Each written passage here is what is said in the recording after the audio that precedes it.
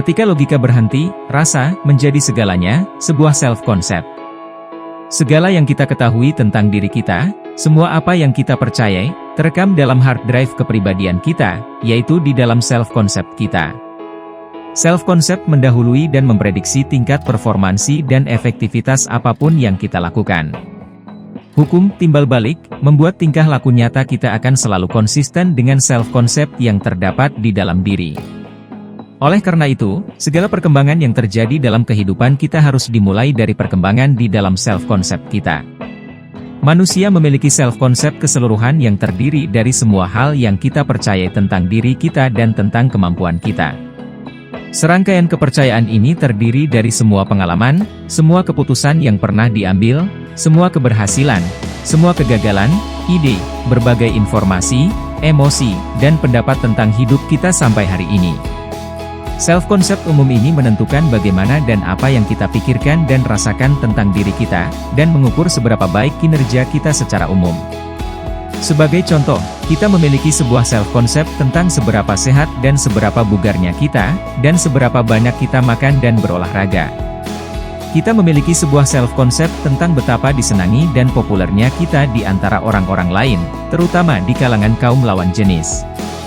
Kita juga memiliki sebuah self-concept tentang seperti apa kita sebagai seorang pasangan hidup atau sebagai orang tua bagi anak-anak kita, dan seberapa baiknya kita sebagai seorang teman bagi kawan-kawan, seberapa pandainya kita, dan seberapa pintarnya kita dalam belajar.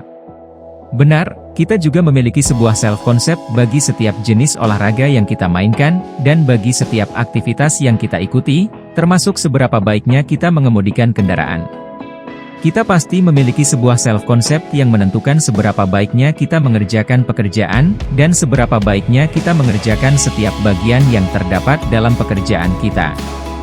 Kita juga memiliki sebuah self-concept yang menentukan seberapa besar penghasilan kita dan seberapa bijak kita menabung dan menginvestasikan pendapatan tersebut.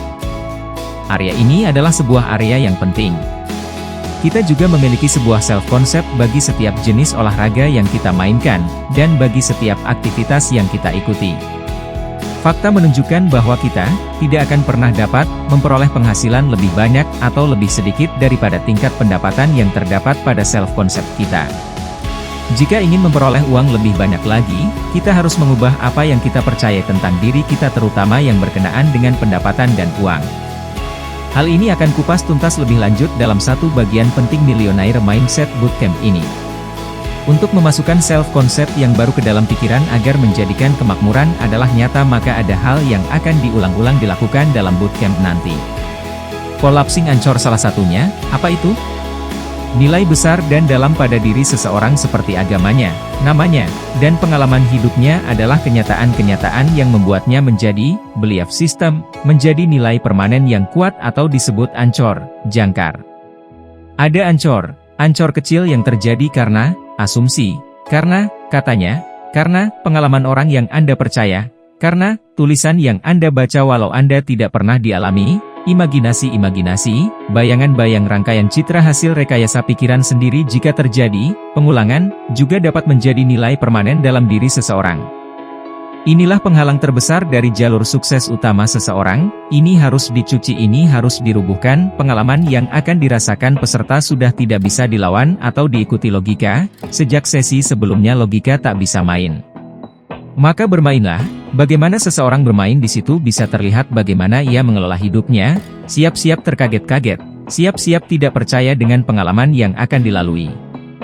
Setelah merubuhkan banyak jangkar-jangkar negatif yang menjadi penghalang sukses Anda, maka self-concept akan dimasukkan ke dalam pikiran kita. Saya beri ilustrasi sedikit dari pengalaman saya pribadi. Ada ancor kecil yang terjadi karena asumsi. Dalam kelas Millionaire Mindset yang saya ikuti, maka ada sesi di awal yang menjadi patokan peserta dalam pelajaran untuk menjadikan dirinya memiliki pikiran kemakmuran dalam diri.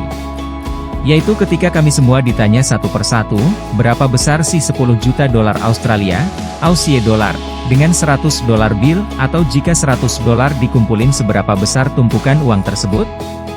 Maka ada yang menjawab, setengah ruangan kerja, ada yang mengatakan 3 koper, ada yang mengatakan 1 bagasi belakang mobil, macam-macam ukuran terucap dari peserta. Dan tidak dijawab dengan serta-merta, yang ada adalah, sewaktu break sesi pelajaran, kami dilihatkan ke dalam berangkas milik ban yang kebetulan lokasinya bersebelahan dengan tempat workshop kami. Rupanya panitia telah menyiapkan sarana tersebut.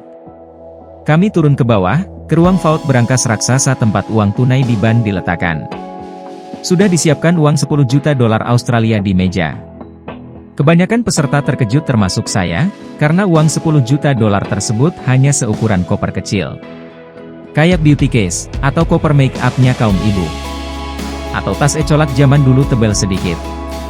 Saya asli termangu-mangu. Karena kecil sekali ukurannya.